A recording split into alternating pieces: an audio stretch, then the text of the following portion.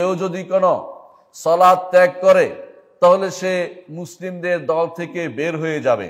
এটা আমার কথা নয়, সাইয়্যিদুল খালক মুহাম্মদুর রাসূলুল্লাহ সাল্লাল্লাহু আলাইহি সাল্লামের কথা। যেই ব্যক্তি সালাতের ক্ষেত্রে উদাসীন, সলফে সালেহিন বলতেন যে সে সবকিছু থেকে উদাসীন, তার থেকে তোমরা হাত ধুয়ে ফেলো। যেই ব্যক্তি তাকবীরাতুল উলা থেকে উদাসীন, সেই ব্যক্তি থেকে সলফে সালেহিন কোনো কিছু গ্রহণ করতেন না, বলতেন যে এই ব্যক্তি তার কর্মকাণ্ডেও খারাপ হবে। যে ব্যক্তি সালাতে যত বেশি গুরুত্বপূর্ণ ব্যক্তি, তার আমলের দিক থেকেও সে তত বেশি গুরুত্বপূর্ণ। ইসলাম বলে সালাত হচ্ছে কুফর এবং ইসলামের মধ্যে পার্থক্যকারী। সালাত হচ্ছে কুফর এবং ইসলামের পার্থক্যকারী। রাসূলুল্লাহ সাল্লাল্লাহু আলাইহি সাল্লাম বলেছেন, বাইনার রাজুলি ওয়া বাইনাশ শিরকি আওয়াল কুফরি তারকুস সালাহ।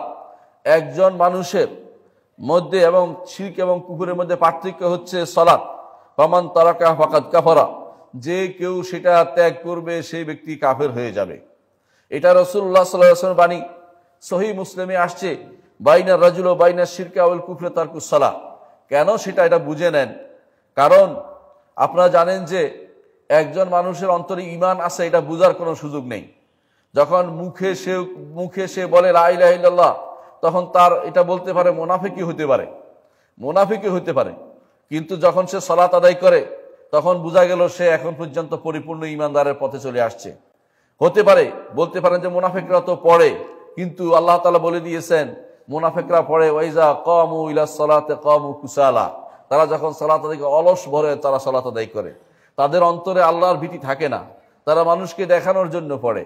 এজন্য সেটা গ্রহণযোগ্য সমস্যা নয়, সমস্যা হচ্ছে কে সালাত পড়ে না সেটা দেখার বিষয়। সালাত যে ব্যক্তি পড়ে না, বোঝা গেল এখন পর্যন্ত সে ঈমানের দাবিতে পূর্ণ হইতে পারেনি, ঈমানদার হয়নি। বাহ্যিক আমলের মধ্যে একটি জিনিসকে ঈমানের চিহ্ন হিসাবে রাখা হয়েছে, তা হচ্ছে সালাত।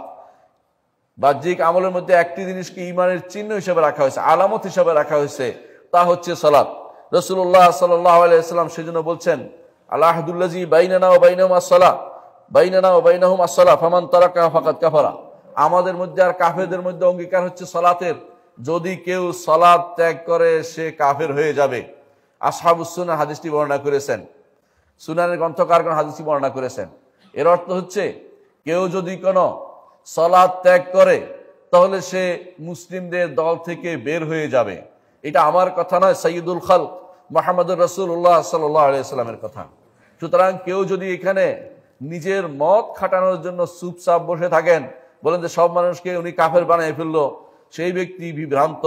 কারণ আমি আমার কথা বলছি না, আমি আমার রাসূলের কথা আপনাদেরকে শুনিয়ে যাচ্ছি। সুতরাং আপনাকে সেটা মেনে নিতেই হবে। রাসূল যা বলেন সেটা মানার জন্য আল্লাহ নির্দেশ দিয়েছেন, ওয়ামা আতাকুমুর রাসূলু ফাখুযুহু ওয়ামা নাহাকুম আনহু ফান্তাহু। রাসূল যা তোমাদেরকে দেন তা গ্রহণ করো, রাসূল যা থেকে তোমাদেরকে নিষেধ করেন তা পরিত্যাগ করো, তা অবশ্যই বর্জন করো।